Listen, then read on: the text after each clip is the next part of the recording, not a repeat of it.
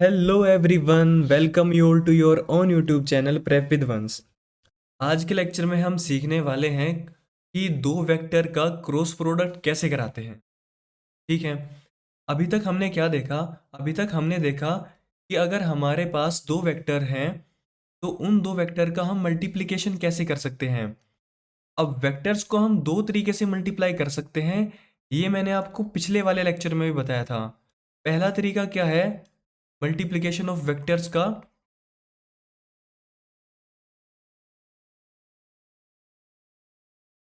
भाई पहला तरीका मेरे पास था जो मैंने पिछले लेक्चर में आपको सिखाया था, स्केलर प्रोडक्ट। अब स्केलर प्रोडक्ट में हम क्या करते थे? स्केलर प्रोडक्ट में हम करते थे A vector dot B vector, और इसकी वैल्यू आती थी mod of A mod of B cos theta. ठीक है। अब ये ए वेक्टर का मैग्नीट्यूड, बी वेक्टर का मैग्नीट्यूड और कोस थीटा, ये तीनों न्यूमेरिकल वैल्यू है, इसलिए इनका प्रोडक्ट कराने पर एक मैग्नीट्यूड ही आएगा बेसिकली। यानी कि एक स्केलर क्वांटिटी आ गई हमारे पास में, यानी कि इसके पास में कोई डायरेक्शन नहीं है,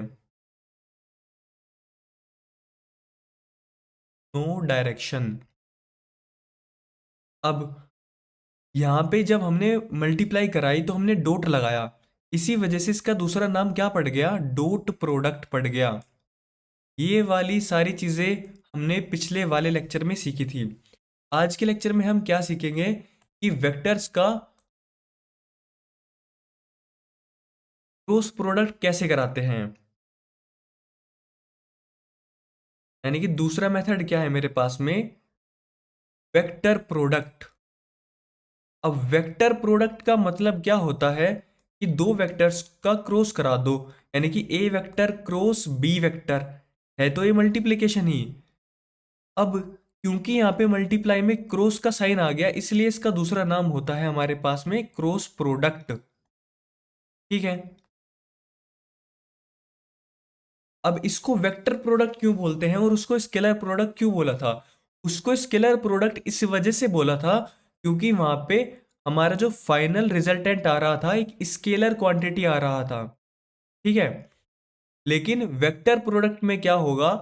जो हमारा फाइनल रिजल्टेंट आएगा वो एक वेक्टर होगा, यानी कि लेट सपोज कोई एक सी वेक्टर है। ठीक है।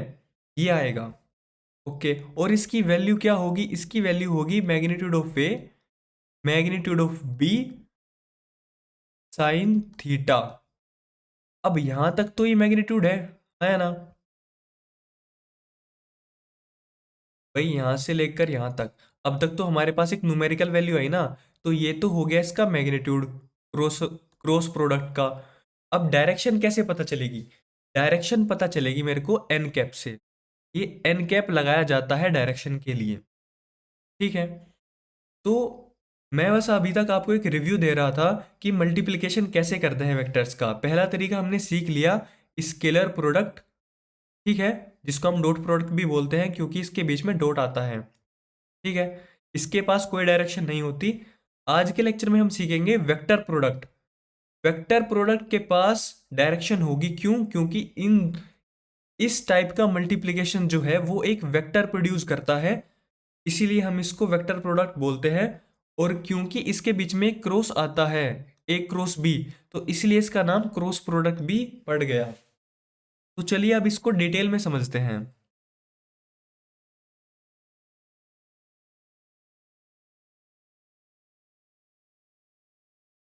A vector cross B vector. अब सबसे पहले भाई एक वेक्टर क्रॉस बी वेक्टर निकालने के लिए मैं क्या करूंगा? मैं पहले वाले वेक्टर का मैग्नीट्यूड, दूसरे वाले वेक्टर का मैग्नीट्यूड, साइन थीटा। ठीक है। थीटा क्या हो गया? इन दोनों वेक्टर के बीच का एंगल हो गया मेरे पास में। ओके। और साथ ही साथ मैं एक यहाँ पे क्या लगाऊंगा? डायरेक्शन के लिए मैं लगाऊंगा एन कैप। अब आप ये सोच रहे होगे भैया यहाँ तक तो ठीक है, ए बी साइन थीटा ठीक है, मेरे समझ आ गया, लेकिन ये एन कैप क्या है? भाई देखो, ए बी साइन थीटा यहाँ तक आपको केवल एक न्यूमेरिकल वैल्यू मिलेगी। ओके। अब न्यूमेरिकल वैल्यू मिली, यानी कि स्केलर है, कोई डायरेक्शन तो है नहीं, इसीलिए हमको एक एन कैप लगाना पड़ा जो कि डायरेक्शन बताएगा हमको। तो एन कैप का क्या काम है? एन कैप का काम है डायरेक्शन बताना, डायरेक्शन बताता है एन कैप। ओके। अब एन कैप जो है ये एक यूनिट वेक्टर है। भाई यूनिट वेक्टर ही तो हमारे पास जो होते हैं डायरेक्शन बताते हैं, यानी कि इसका मैग्नीट्यूड क्या है? इसका मैग्नीट्यूड 1 है। ठीक है भैया। अब भैया मेरे को ये बात बताओ कि जो ये एन कैप होगा ये डायरेक्शन कैसे बताएगा? हाँ, डायरेक्शन कैसे बताएगा ये? भाई पहली बात तो क्या है कि जो ये एन कैप होगा ना वो परपेंडिकुलर होगा, ये परपेंडिकुलर होगा ए वेक्टर के भी, और साथ ही साथ ये परपेंडिकुलर होगा बी वेक्टर के भी। ठीक है, यहां तक भी बात क्लियर होगी। यानी कि अगर मैं आपको एग्जांपल देके समझाऊं, सिचुएशन कुछ ऐसी है कि मेरे पास ये ए वेक्टर है, ये मेरे पास एक बी वेक्टर है। ठीक है, इन दोनों के बीच में कोई एंगल है थीटा। ठीक। अब मेरे को कराना है A vector cross B vector. अब A vector B, sorry, A vector cross B vector जब कराऊंगा तो ये आएगा मेरे पास में A B sine theta N cap. A B sine theta तो मेरे समझ में आ गया भैया। अब ये एन कैप की डायरेक्शन क्या होगी? भाई इस एन कैप की जो डायरेक्शन होगी ना वो परपेंडिकुलर होगी, किसके परपेंडिकुलर होगी? ए और बी दोनों के। तो एन कैप जो है उसकी डायरेक्शन क्या होगी? तो एन कैप जो मेरा है उसकी डायरेक्शन होगी ये। ठीक है, ए और बी दोनों के परपेंडिकुलर। अगर ए और बी सेम प्लेन में है तो जो एन कैप है या फिर ये एन डायरेक्शन है ये जो है इन दोनों के परपेंडिकुलर है। अब ये ऐसे भी हो सकती है और ये नीचे को भी हो सकती है। ठीक है, कैसे भैया? देखो, अगर मैंने ए क्रॉस बी कराया तो मेरे पास आया A B sine theta N cap. अब अगर मैं बी क्रॉस ए कराता तो मेरे पास आता A B sine theta minus N cap, और उसकी डायरेक्शन होती नीचे की तरफ।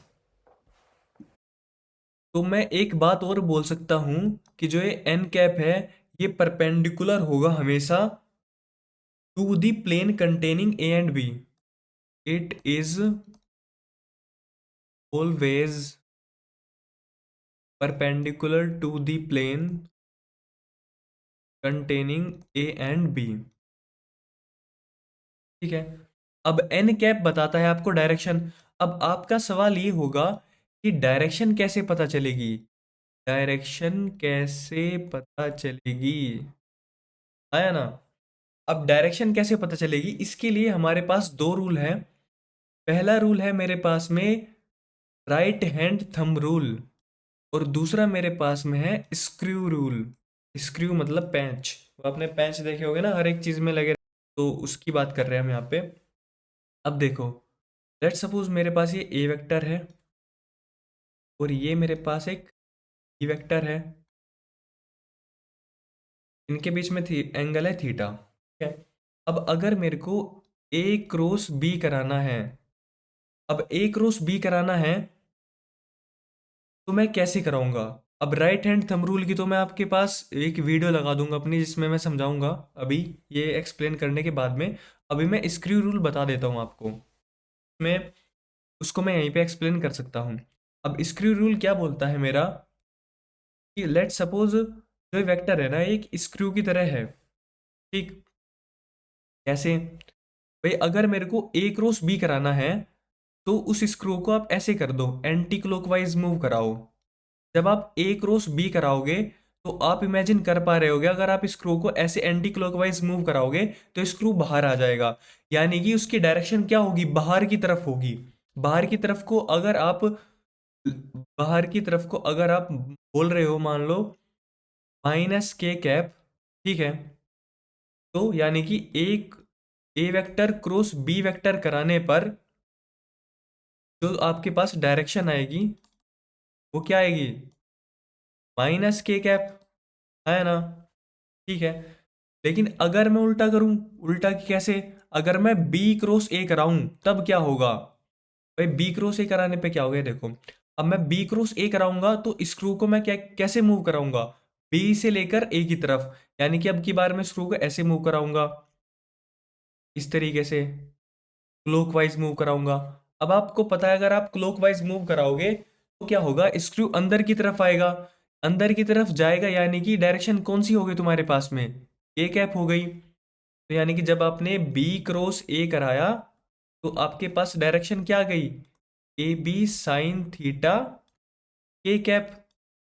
अब अगर आप एक चीज नोटिस कर पा रहे हो यहाँ पे, तो वो क्या है, वो ये है कि जब आपने ए क्रॉस बी कराया तो आपके पास में आया minus A B sine theta के कैप, ठीक है।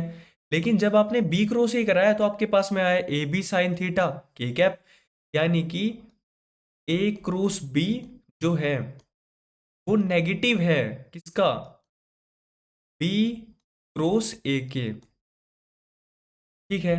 ये बात बहुत जरूरी है, इससे हमको पता चलता है कि जिस तरीके से हमारा डॉट प्रोडक्ट कम्यूटेटिव था, यानी कि ए डॉट बी कराओ या बी डॉट ए कराओ सेम था, उस तरीके से क्रॉस प्रोडक्ट में ये चीज वैलिड नहीं है। यहाँ पे ए क्रॉस बी और बी क्रॉस ए दोनों अलग अलग चीज है। अब अलग अलग कैसे है, क्योंकि यहाँ पे बस माइनस का डिफरेंस आ गया। अब ये माइनस क्या बताता है, ये माइनस बताता है कि डायरेक्शन जो है ना हमारी वो अपोजिट है दोनों की, बस इतनी सी बात बताता है बस ये माइनस का साइन। आई होप आपको ये दोनों चीजें समझ आ गई होगी। भाई कुछ नहीं बताया मैंने यहाँ पे, स्क्रू रूल बताया आपको कि भाई, स्क्रू रूल कैसे बताया कि अगर आपको ए क्रॉस बी कराना है तो आपको एंटी क्लॉकवाइज चलना होगा, क्योंकि ए से बी की तरफ जाओगे ना ए क्रॉस बी में, तो एंटी क्लॉकवाइज कुछ ऐसे मूव कराओगे स्क्रू को, और जब स्क्रू को ऐसे मूव कराओगे तो स्क्रू बाहर की तरफ आएगा ना, यानी कि माइनस के कैप। और अगर आप बी क्रॉस ए कराओगे तो आप स्क्रू को कैसे मूव कराओगे, फिर आप स्क्रू को मूव कराओगे क्लॉकवाइज डायरेक्शन में, हाँ कि ना। भाई ऐसे मूव कराओगे ना बी क्रॉस ए में, और ऐसे मूव कराओगे तो आपका स्क्रू अंदर की तरफ जाएगा, अंदर की तरफ जाएगा तो के कैप। दोनों में बस एक ही चीज का डिफरेंस है, ए क्रॉस बी और बी क्रॉस ए में, वो है डायरेक्शन का। दोनों की डायरेक्शन बस अपोजिट होती है। आई होप इतनी बात आपको समझ आ गई होगी बहुत अच्छे से। अब राइट हैंड थंब रूल क्या है उसको मैं अभी आप अपनी वीडियो लगा के आपको समझा देता हूँ, ठीक है। यह राइट हैंड थंब रूल आखिर है क्या। लेट सपोज ये मेरी एक्स एक्सिस है और ये मेरी वाई एक्सिस है, यानी कि ये ब्लैक पेन होगी आई कैप और ब्लू पेन होगी मेरी जे कैप। अब अगर मेरे को आई कैप क्रॉस जे कैप कराना है तो राइट हैंड थंब रूल ये बोलता है कि अपने हाथ को इस तरीके से रख दो उस वाले वेक्टर पे जिसके साथ आपको क्रॉस लेना है। जैसे मेरे को यहाँ पे आई क्रॉस जे कराना है तो मैं अपने हाथ को आई कैप पे रखूंगा और अपनी फिंगर को कर्ल्स करूंगा किसकी तरफ, दूसरे वाले वेक्टर की तरफ, यानी कि जे कैप की तरफ। तो मैंने किया आई क्रॉस जे, जब मैंने कराया तो मेरे को पता चला कि जो मेरा थंब है वो क्या कर रहा है, मेरा थंब जो है वो मेरी तरफ पॉइंट आउट हो रहा है, यानी कि ये और ये परपेंडिकुलर है आपस में, और मेरा थंब इन दोनों के परपेंडिकुलर है। यानी कि वो के कैप है। लेकिन अगर मेरे को जे क्रॉस आई कराना पड़ जाए तो मैं कैसे करूंगा। भाई जे क्रॉस आई कराने के लिए मैं अपना हाथ को रखूंगा फिर से जे कैप पे, लेकिन अब की बार अगर मैं जे क्रॉस आई करा रहा हूं तो ऐसे मेरा हाथ कर्ल नहीं हो पा रहा है, तो मैं इसकी ओरिएंटेशन चेंज करके ऐसा करूंगा। अब मैं जे क्रॉस आई जब कर रहा हूं तो मेरा थंब जो है वो डायरेक्शन इन दोनों के परपेंडिकुलर शो कर रहा है, ठीक है। अगर ये वाला मेरा के कैप था, ठीक है, जब मेरा थंब अंदर की तरफ था, अगर ये मेरा के कैप था तो ये वाला मेरा क्या हो गया, ये माइनस के कैप हो गया, है ना। तो आई होप आपको समझ आ गया कि कैसे हम राइट हैंड थंब रूल का यूज करके डायरेक्शन निकाल सकते हैं। सबसे पहले क्या करो कि अपने हाथ को उस वाले वेक्टर पे रखो जिसके साथ आपको क्रॉस कराना है। जैसे अगर आई कैप क्रॉस जे कैप कराना है तो आई कैप पे अपना हाथ रखो और जे कैप की तरफ फिंगर्स को कर्ल करो, ठीक है। और फिर थंब जो आपकी डायरेक्शन बताई वही आपकी डायरेक्शन है किसकी, आई क्रॉस जे की। अभी राइट हैंड थंब रूल आप यहाँ पे भी देख सकते हो। ये आई होप आपकी समझ आ गया होगा बहुत अच्छे से। अगर कोई भी डाउट अब भी बचा है तो आप कमेंट करके जरूर पूछना, ठीक है।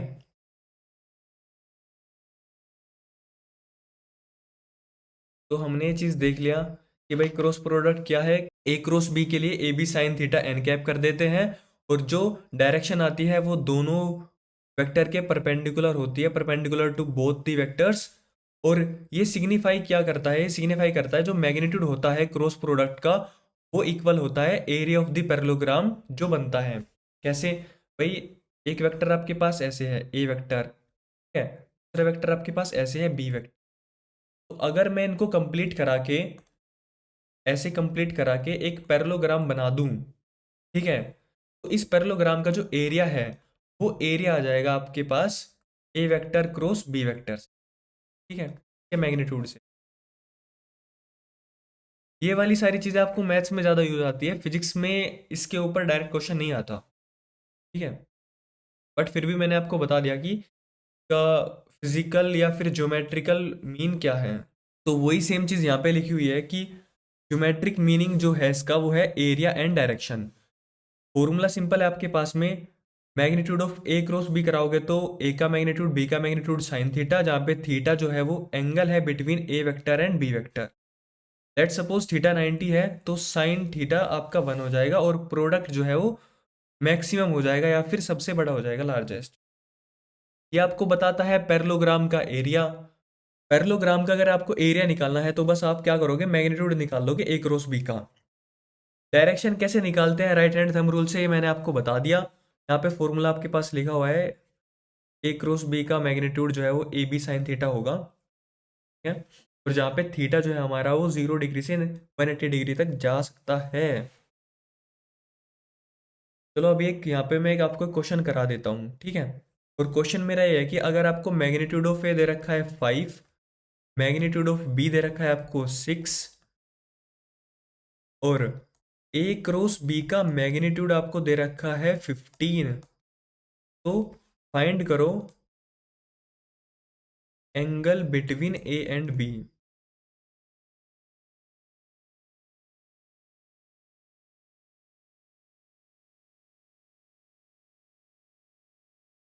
ठीक है, अब कैसे कराएंगे भाई, हमको पता है कि magnitude of A magnitude of B sine theta, ये मेरे पास फॉर्मूला है, ठीक है। अब बस मैं वैल्यू पुट करा दूंगा यहाँ से, इसकी वैल्यू कितनी है 15 इक्वल्स टू मैग्नीट्यूड ऑफ दे रखा है 5 है 6 सॉरी, और ये है साइन थीटा। अब ये इससे कट गया 3 टाइम्स, ये इससे कट गया 1, क्या गया 2, 1/2 इक्वल्स टू साइन थीटा, ठीक है। तो थीटा की वैल्यू कितनी आ गई मेरे पास में, थीटा की वैल्यू मेरे पास में आ गई 45 डिग्री, एक तो ये आ गई। दूसरी इसने क्या बोला है कि जो थीटा है ना वो 0 से 180 डिग्री तक हो सकता है, यानी कि दूसरा। अब मेरे को ये भी पता है कि साइन जो है वो फर्स्ट क्वाड्रेंट में पॉजिटिव होता है और सेकंड में भी पॉजिटिव होता है, इसीलिए थीटा मेरे पास एक और आ सकता है, वह 180 minus 45 degree, that is 135 degree. I hope ये क्वेश्चन आपको समझ आ गया होगा, से किया, ठीक है। ये सारी चीज़ें मैंने आपको बताई दी हैं, भी हो गया। अब हम एक दो एग्जांपल और कर लेते हैं जिससे आपका कंसेप्ट बिल्कुल अच्छा हो जाए। मेरा क्वेश्चन है, अगर मैग्नीट्यूड ऑफ ए आपको 3 दे रखा है, मैग्नीट्यूड ऑफ बी आपको 4 दे रखा है, और थीटा जो कि इन दोनों वेक्टर्स के बीच में एंगल है वो आपको 45 डिग्री दे रखा है, आप मेरे को ए वेक्टर क्रॉस बी वेक्टर बताओ क्या होगा, ठीक है। काफ़ी इजी है, A vector cross B vector निकालने के लिए ए का मैग्नीट्यूड 3 है, बी का मैग्नीट्यूड जो कि 4 है, इनटू साइन थीटा, और थीटा की वैल्यू कितनी है 45 डिग्री, तो यह हमारे पास में आ गया 3 × 4 × 1/√2, ठीक है, यानी कि 6√2 आ गया।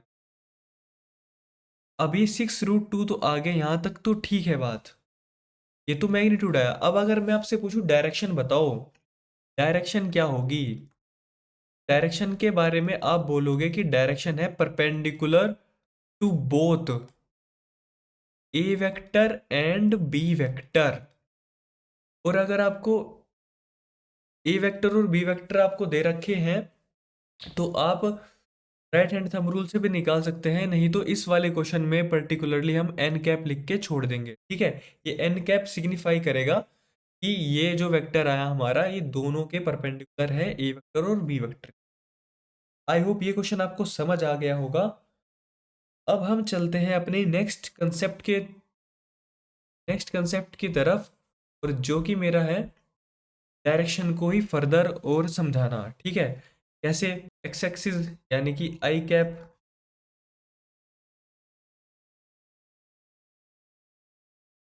वाई एक्सिस यानी कि जी कैप, ठीक है। और ये हमारा आ गया, लेट्स सपोज जेड एक्सिस। ये तीनों आपस में कैसे हैं? परपेंडिकुलर है। अब मेरा पहला क्वेश्चन आपसे ये है कि मेरे को आप एक चीज बताओ, अगर मैं आई कैप क्रॉस आई कैप करूंगा तो क्या आएगा? आप बोलोगे भैया हमने अभी अभी सीखा है क्रॉस प्रोडक्ट कराना, तो कैसे कराऊंगा? भाई पहले का मैग्नीट्यूड, भाई आई कैप क्या है? एक यूनिट वेक्टर है, और यूनिट वेक्टर क्या करता है? केवल डायरेक्शन बताता है, और उसका मैग्नीट्यूड होता है 1। तो ये आ गया 1, फिर से 1 आ गया दूसरे वाले आई कैप के लिए, इनटू साइन थीटा। अब साइन थीटा, अब आई कैप और आई कैप, एक्स एक्सिस और एक्स एक्सिस के बीच में कितना एंगल है? 0 डिग्री का एंगल है, तो ये मेरे पास आ गया 0 डिग्री, यानी कि ये आ गया मेरे पास 0। इस साइन 0 होता है 0, तो ये आ गया 0। अब दूसरा क्वेश्चन अगर मैं आपसे पूछूं, जे कैप क्रॉस जे कैप बताओ, तो आप इतने समझदार तो हो, क्या बोलोगे कि 0 आ जाएगा ये भी, कि इनके बीच में भी एंगल 0 है। तीसरा क्वेश्चन मेरा क्या है कि के कैप क्रॉस के कैप बताओ। अब इसमें भी भाई आप बोलोगे अरे भैया हम समझ गए, ये भी 0 आएगा, ठीक है। आप काफी समझदार हो गए हैं। ओके, फोर्थ क्वेश्चन बताओ मेरा, अगर मैंने आपसे पूछा आई कैप क्रॉस जे कैप बताओ क्या होगा? ये मैंने अभी आपको समझाया था राइट हैंड थंब रूल वाली वीडियो में, जो मैंने लगाई थी बीच में, है ना। तो उससे आपको पता चला था कि ये आया मेरा के कैप। अब ये के कैप कैसे आया? भाई आई का मैग्नीट्यूड 1 इंटू जे का मैग्नीट्यूड 1 इंटू साइन, अब इन दोनों के बीच में एंगल कितना है? 90 डिग्री का है, तो यानी कि ये आ गया मेरा ओवरऑल 1, ठीक है। मैग्नीट्यूड आ गया 1। अब डायरेक्शन के लिए क्या करेंगे? भाई डायरेक्शन के लिए मैंने आपको दोनों चीजें सिखा दी, राइट हैंड थंब रूल भी और स्क्रू रूल भी। तो अब अगर मेरे को आई क्रॉस जे कराना है, आई क्रॉस जे यानी कि स्क्रू मेरा कुछ ऐसे चलेगा, है ना, एंटी क्लॉकवाइज यानी कि अंदर की तरफ, यानी कि मैं बोल सकता हूँ जे कैप, ठीक है। तो ये आ गया, जे कैप बोल रहा हूँ, सॉरी, वहां पे भी वीडियो में मैंने जे कैप बोल दिया गलती से, वहां पे के कैप है, ठीक है। तो ये आ गया मेरे पास के। फिफ्थ क्वेश्चन क्या है मेरे पास में कि अगर मैं जे कैप क्रॉस के कैप कराऊं तब क्या आएगा? भाई जे कैप क्रॉस के कैप कराऊं, यानी कि ऐसे मूव कराऊं, जे कैप क्रॉस के कैप करूंगा तो क्या आएगा मेरे पास में? आई कैप आ जाएगा, ठीक है, आई कैप। सिक्स क्वेश्चन मेरा क्या है कि अगर मैं के कैप क्रॉस आई कैप कराऊंगा तो क्या आएगा मेरे पास में?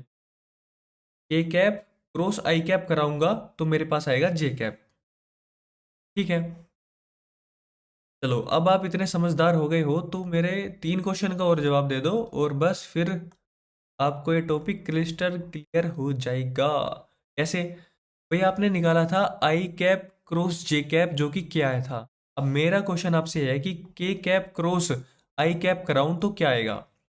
आप बोलोगे भैया आपने अभी बताया था कि एक क्रॉस बी कराओ और बी क्रॉस ए कराओ इक्वल नहीं आते। क्यों नहीं आते? दोनों में साइन का डिफरेंस होता है, क्योंकि डायरेक्शन आ जाती है ना। इसीलिए आई इसीलिए यहाँ पे जे कैप क्रॉस आई कैप जो होगा वो माइनस के कैप आएगा। और अब एट्थ क्वेश्चन भी आप लोग कर लोगे कैसे? अब अगर मैं आपको बोलूं कि आप में करा दो के कैप क्रॉस जे कैप कराओ, तो आप बोलोगे भैया जे कैप क्रॉस के कैप कराया था तो आई कैप आया था, यहाँ पे आपने उल्टा कर दिया, यानी कि माइनस आई कैप आ जाएगा, बिल्कुल। अगर मैं नाइन्थ क्वेश्चन पूछूं कि आप मेरे को आई कैप क्रॉस के कैप बताओ, तो आप बोलोगे भैया यहाँ पे हमने करा था के कैप क्रॉस आई कैप तो जे आया था, तो यहाँ पे आ जाएगा माइनस, ठीक है। मोस्टली लोगों को यहाँ तक सारी चीज़ समझ आ गई होगी। लेकिन अभी भी अगर किसी को डाउट है तो बस इस वाली ट्रिक के बाद सारे डाउट आपके क्लियर हो जाएंगे। बस ये तीन बातें तो याद रखो कि भाई आई का आई के साथ जीरो, जे का जे के साथ जीरो और के के साथ जीरो। इसमें तो आपको किसी को भी कोई दिक्कत नहीं होगी, है ना। अब बाकी सबके लिए हम मैं क्या कर देता हूँ, यहाँ पे बनाया मैंने आई कैप, यहाँ पे बनाया मैंने जे कैप और यहाँ पे बनाया मैंने के कैप। ठीक है। अब सिंपल सा फंडा है, क्या, बहुत ही आसान है। अगर मैं ऐसे चलूं क्लॉकवाइज, जैसे कि अगर मैंने कराया आई क्रॉस जे कराया तो मेरे को मिलेगा के कैप। अगर मैंने जे क्रॉस के कराया तो मेरे को मिलेगा आई कैप। ठीक है। अगर मैंने के कैप क्रॉस आई कैप कराया तो मेरे को मिलेगा जे कैप। यानी कि अगर मैं आई क्रॉस जे कराता हूं तो मेरे को इन दोनों से अगले वाला मिलता है जो कि है के कैप। ठीक है। अगर मैं जे क्रॉस के कराता हूं तो मेरे को मिलता है आई कैप, जे क्रॉस के कराता हूं तो मेरे को क्या मिलता है, आई कैप मिलता है। उसी तरीके से अगर मैं के क्रॉस आई कराता हूं तो मेरे को क्या मिलता है, के क्रॉस आई से मिलेगा मेरे को जे कैप। ठीक है। यानी कि ये मेरे को मिले जब मैं क्लॉकवाइज मूव किया। लेकिन अगर मैं एंटी क्लॉकवाइज मूव करूं तो क्या होगा, अगर मैं जे जे कैप क्रॉस ए, सॉरी, अगर मैं जे कैप क्रॉस आई कैप कराऊं, जे कैप क्रॉस आई कैप कराऊं तो मेरे को मिलेगा माइनस के कैप। यानी कि अगर मैं एंटी क्लॉकवाइज मूव करूं तो माइनस के साइन का डिफरेंस आ जाएगा। जैसे कि अगर मैं आई कैप क्रॉस के कैप कराऊं तो मेरे को पता चल गया माइनस जे कैप आएगा। अगर मैं के कैप क्रॉस जे कैप कराऊं तो माइनस आई कैप आएगा। अब आपको फंडा क्लियर हो गया होगा कि बस बहुत ही आसान है अब तो ये चीज। ठीक है।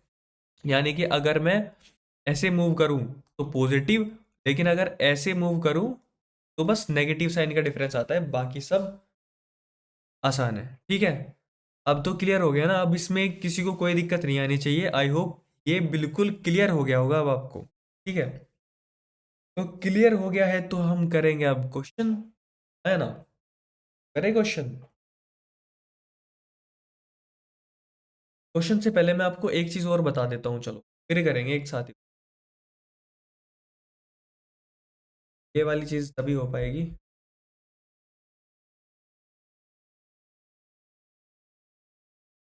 देखो,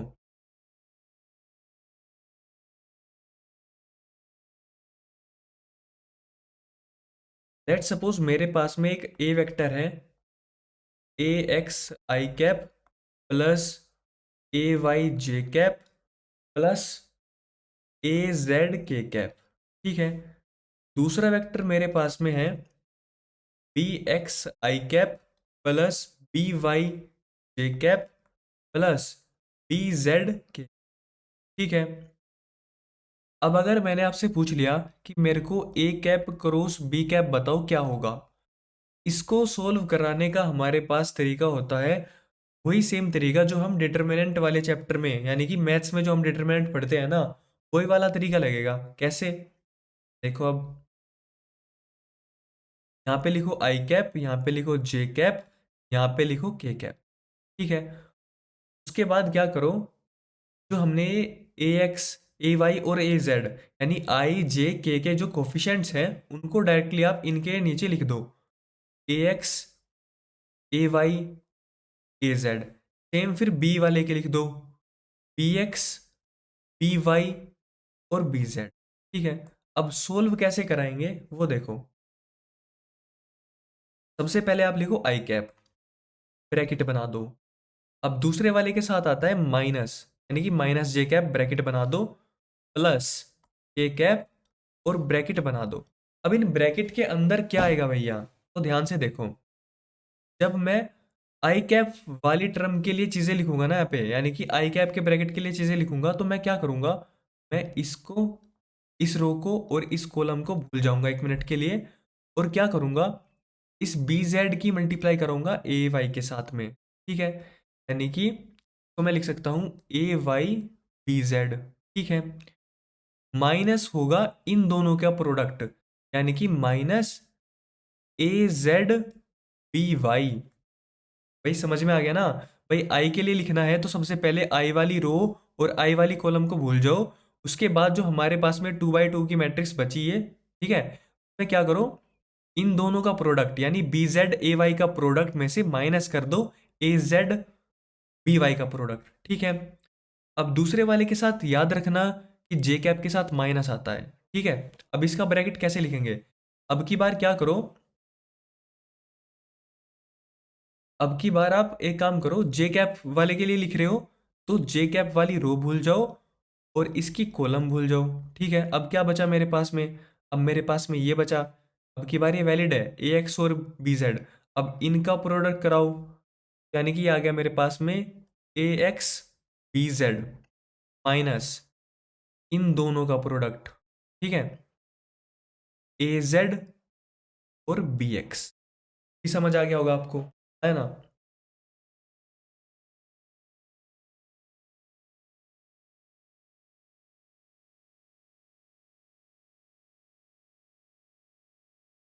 अब के वाले के लिए लिखने के लिए क्या करूंगा मैं, के वाली रो को भूल जाऊं, के वाली रो को भूल गए, के वाले कॉलम को भूल जाओ, भूल गए, ठीक है।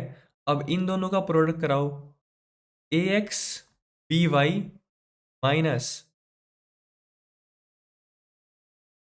ए वाई बी जेड, ठीक है। आई होप ये तरीका आपको समझ आ गया होगा, और वैसे भी आपने मैथ्स में ये पढ़ा ही होगा, तो मैं एज्यूम करके चल रहा हूँ कि ये आपको समझ आ गया है एक ही बार में, ठीक है। फिर भी अगर किसी को समझ नहीं आया तो वीडियो को थोड़ा पीछे करो और फिर से समझने की कोशिश करो, ठीक है।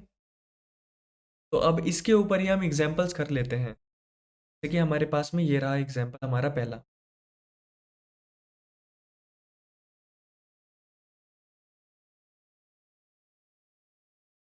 एग्जाम्पल क्या है कि ए वेक्टर दे रखा है मेरे को, ये ए वेक्टर दे रखा है, ये बी वेक्टर दे रखा है, ये मैंने बोला कि कैलकुलेट करो ए क्रॉस बी। तो ए क्रॉस बी के लिए मैं क्या करूंगा, पहले लिखूंगा मैं आई कैप जे कैप के कैप, ठीक है। उसके बाद में ए के अंदर क्या है, 3 -3 1, बी के अंदर है 4 9 और 2। अब देखो आई के साथ क्या आएगा, भाई आई वाली रो भूल जाओ, आई वाला कॉलम भूल जाओ, तो ये आया -6 और -9, ठीक है, माइनस जे। अब ये कैसे आया, -6 कैसे आया, भाई 2 की मल्टीप्लाई करी 3 के साथ में, -6, फिर माइनस आता ही है फॉर्मूले के उससे, -1 × 9 तो -9। अब दूसरे वाले में हम अपने पास से लगाते हैं माइनस, ठीक है, तो माइनस जे कैप। अब जे वाली रो भूल जाओ, जे वाला कॉलम भूल जाओ, क्या आया, 2 3 6 -4, 6 - 4।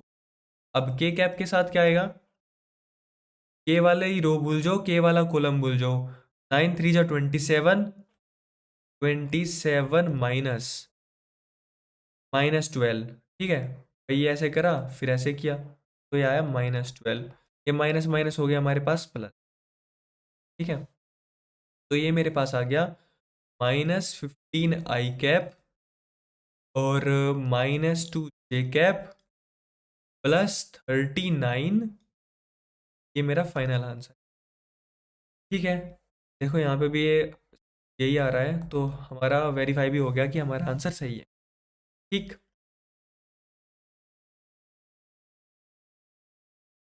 अब देखो, अब यहाँ पे हम करेंगे एप्लीकेशन बेस्ड क्वेश्चन, यानी कि हमने जो भी चीज़ें सीखी ना, ये इसका यूज़ क्या है, कहाँ पे यूज़ आएगा ये। भाई इसका यूज़ आता है टोर्क की कैलकुलेशन करने के लिए। अब टोर्क क्या होती है, टोर्क होता है हमारे पास में एक रोटेशनल इफेक्ट जो देता है फोर्स को, जैसे कि आपने देखा होगा आपके गेट वगैरह जो भी होते हैं, या फिर अगर आप स्क्रू ऐसे टाइट करते हो तो यहाँ से आप फोर्स लगाते हो, ठीक है, यहाँ से फोर्स लगाते हो लेकिन उसका इम्पैक्ट यहाँ पे आता है। या फिर आप गेट वाला एग्जांपल लो तो और अच्छा रहेगा, मान लो आपका ये गेट है और ये इसका हिंज है, ठीक है। जब आप गेट पे यहाँ पे इसको ओपन करने के लिए ऐसे फोर्स लगाते हो तो यहाँ पे इफेक्ट आता है उस फोर्स का, जिसकी वजह से ओपन हो जाता है। लेकिन वहीं पे अगर आप यहाँ से गेट को ओपन करने की कोशिश करोगे तो थोड़ा हार्ड होगा, यहाँ से ओपन करने की कोशिश करोगे तो और हार्ड होगा। यानी कि जितनी डिस्टेंस ज़्यादा होगी हिंज की गेट से, उतना इजीली आपका गेट मूव हो जाएगा। तो यही टॉर्क का कंसेप्ट है, आपको मैं पढ़ाऊंगा ये डिटेल में, अब तो वैसे ही बता दिया, ठीक है। तो टॉर्क की कैलकुलेशन कैसे करते हैं भाई? टॉर्क निकालने के लिए हम करते हैं R vector cross F vector. ये आर वेक्टर क्या है और एफ वेक्टर क्या है? एफ वेक्टर है मेरा फोर्स, और आर वेक्टर है मेरा भाई पोजीशन वेक्टर, या फिर जो भी डिस्प्लेसमेंट वेक्टर है वो, ठीक है। तब इस सॉरी, तो अब इसमें आपको दे रखा है एक पोजीशन वेक्टर आर 300, ठीक है, और फोर्स आपको दे रखी है 050, ठीक है। अब इसमें आप वही सेम प्रोसेस कर सकते हो जो मैंने अभी आपको सिखाया, और आप आराम से टॉर्क की वैल्यू निकाल लो। आई होप समझ आ गया होगा ये भी आप। चलो हम करते हैं अब कुछ क्वेश्चन, ठीक है। क्वेश्चन वन मेरे पास क्या है? फाइंड मैग्नीट्यूड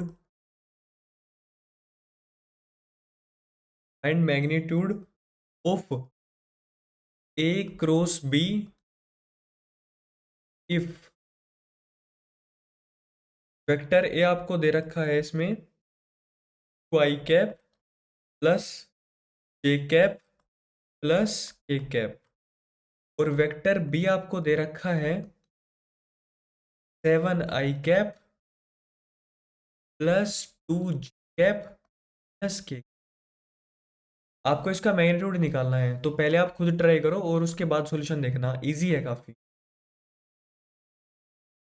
भाई कैसे करेंगे? अगर आपको मैग्नीट्यूड निकालना है ए क्रॉस बी का, सिंपली जो मैंने आपको अभी तरीका सिखाया डिटर्मिनेंट वाला, वो वाला आप यूज़ करके इसका आंसर बहुत आराम से निकाल सकते हो, ठीक है। कैसे भाई? यहाँ पे आ गया 2, भाई आई जे के कोफिशिएंट्स रख दो बस, यहाँ पे ए वाले के रखो, ए वाले के यहाँ पे और बी वाले के यहाँ पे, तो 2 1 1 7 2 माइनस, अब करा दो बस। आई की आई के साथ क्या आएगा भाई? आई वाली रो भूल जाओ, ये कॉलम भूल जाओ, -1 और -2, -3 आ गया। माइनस जे हम अपने पास से लिखते हैं, ये रो गई, ये कॉलम गया, -2 -7 -9 आ गया, प्लस ये कैप, ये रो गई, ये कॉलम गया, 2 2 जा 4 -7।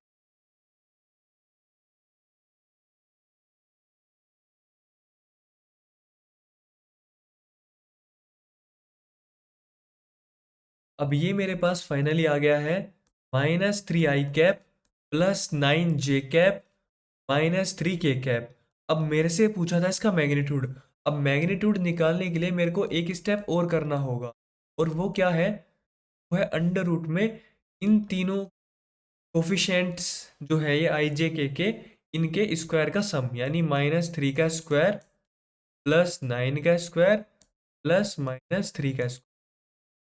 तो ये मेरे पास आ गया 9 + 81 + 9 अंडर रूट में 99, ठीक है।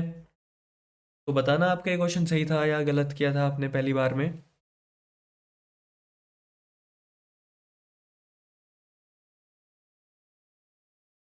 अब नेक्स्ट क्वेश्चन मेरे पास में है, ए वेक्टर आपको दे रखा है 2 i cap plus 3 j cap plus j cap, और बी वेक्टर आपको दे रखा है 3 i cap -4 j cap plus 5 k cap, ठीक। अब इसमें आपको दो चीजें बतानी है, पहली चीज है ए क्रॉस बताओ, दूसरी चीज है आपको आपके पास में बी क्रॉस ए बताओ, ठीक है। ए क्रॉस बी बताने के लिए क्या करेंगे? फिर से वही सेम प्रोसेस रिपीट, पहले आप खुद से करो, उसके बाद देखना। तो मैं क्या करूँगा, i कैप एक कैप है मेरे पास 2 3 2 3 -4 और 5, तो आई कैप के साथ क्या आ जाएगा भाई? आई वाली रो गई और आई वाला कॉलम गया। अब इसकी मल्टीप्लाई के साथ में 15, 3 - 4 टू 8, और माइनस था -8 और माइनस माइनस प्लस आ गया आपके पास में +8, माइनस जे अपने पास से लगाते हैं, याद रखना जे वाली रो गई, जे वाला कॉलम गया, 5 to 10, 10 -6,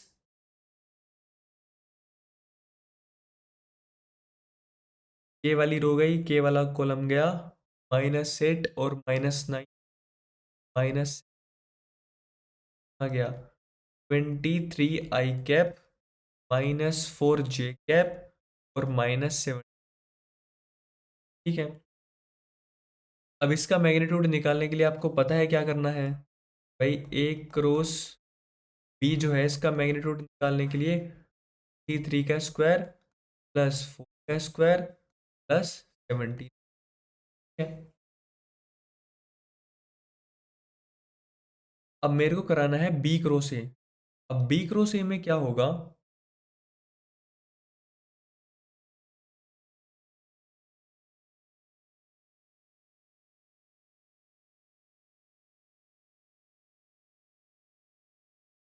i cap j cap.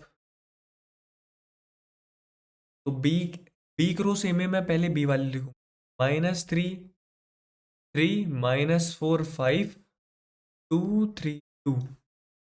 I cap के साथ क्या गया, ये वाली रो गई, ये कॉलम गया, -8 और -15, -23 -j कैप के साथ में ये गया, ये गया, 2 3 जा 6, 6 -10 -4 प्लस के कैप के साथ क्या आएगा, ये रो गई, ये कॉलम गया, 3 3 जा 9, 9 -8 यानी कि 70।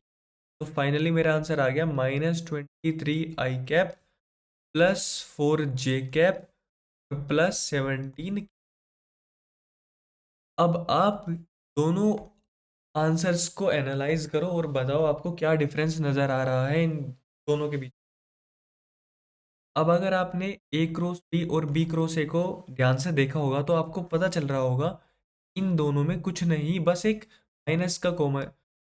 माइनस का डिफरेंस है। अगर मैं माइनस बाहर ले लूँ तो ये भी आ जाएगा 23 i कैप -4 j कैप और -17 k कैप, है ना। और अब ये दोनों बस इक्वल है, केवल बस एक माइनस साइन का डिफरेंस है। यानी कि यहाँ से भी आपको प्रूव हो गया ए क्रॉस बी और बी क्रॉस ए के बीच में माइनस का डिफरेंस होता है, और ये माइनस बताता है कि दोनों की डायरेक्शन अलग है।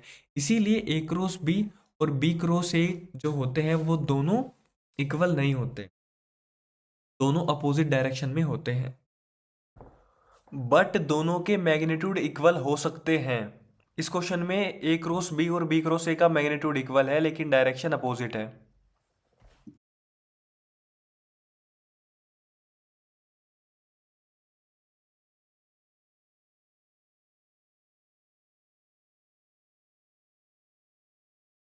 आपको फाइंड आउट करनी है कि टॉर्क कितनी होगी। ठीक है, टॉर्क बताना है। और आर वेक्टर आपको दे रखा है क्वेश्चन में 2 i cap -3 j cap +4 k cap metre. और फोर्स आपको दे रखी है 5 i cap +6 j cap +3 k cap newton. हमको पता है टॉर्क का सिंबल होता है ये, और टॉर्क निकालने के लिए हम करते हैं R vector cross F vector. ठीक है, तो करा दो। i cap j cap cap, पहले आप खुद से सोल्व करो उसके बाद सॉल्यूशन देखना। तो सबसे पहले मैं आर वेक्टर की वैल्यूज लिखूंगा। ये आया मेरे पास 2 -3 4। अब फोर्स की लिखूंगा 5 6 3। तो सोल्व करूंगा तो आ जाएगा आई कैप के साथ आई वाली रो गई, आई वाला कॉलम गया, क्या बचा, ये दोनों बचे, इन दोनों की मल्टीप्लाई कराई -9। अब माइनस प्रोडक्ट ऑफ दोनों का, तो माइनस का 6 4 जा 24, माइनस जे अपने पास से लगाते हैं, ये गया ये गया, क्या बचा 3 और ये बचा 2, 2 3 जा 6 -4 5 जा 20, -20 प्लस के कैप, ये रो गई ये कॉलम गया, 12 माइनस माइनस +15। तो ये हमारे पास में आ गया -33 i cap +14 j cap plus 27 F newton metre. ठीक है, आई होप ये आपको समझ आ गया होगा कि टॉर्क कैसे निकाली मैंने। हो सकता है पेपर में क्वेश्चन आ जाए आपको सेम, आपको आर भी दे दे, एफ भी दे दे और बस टॉर्क पूछ ले। तो पहली चीज तो आपको फॉर्मूला पता होना चाहिए कि आर क्रॉस एफ होता है, ना कि F cross R. F cross R गलत है, ठीक है, आर क्रॉस एफ होता है फॉर्मूला।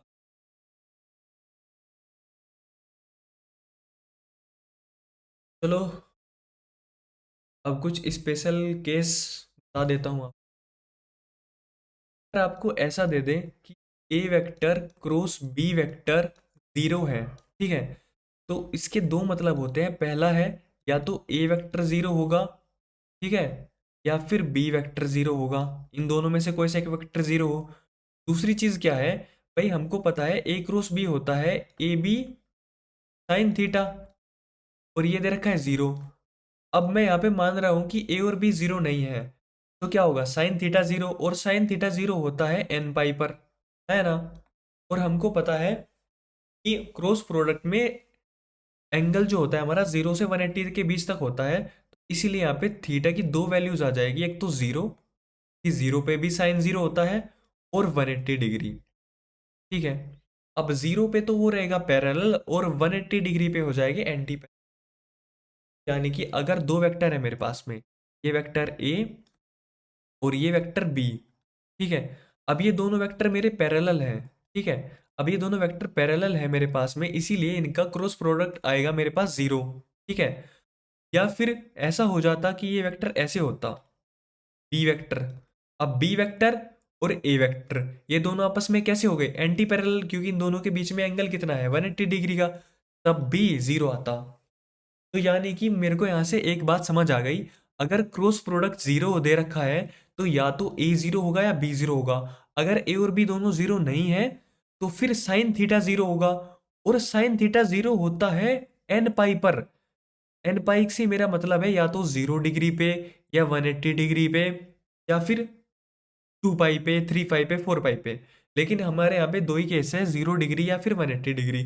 अब जीरो कब होगा, जब दोनों वेक्टर्स पैरेलल हो। 180 कब होगा, जब दोनों वेक्टर एंटी पैरेलल हो।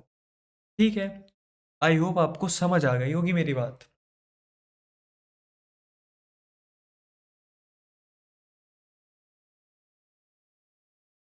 कि चलो, अब क्रॉस प्रोडक्ट और डॉट प्रोडक्ट के बीच में डिफरेंस देख लेते हैं क्या क्या होता है, ठीक है।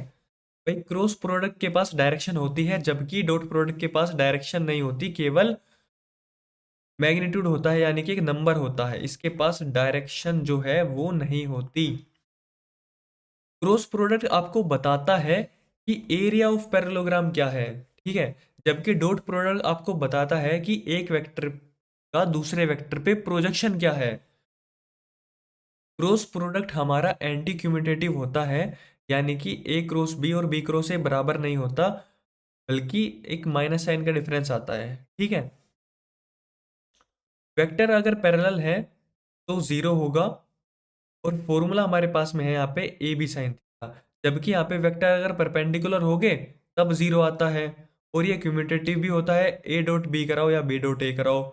और डॉट प्रोडक्ट में क्या होता है फॉर्मूला।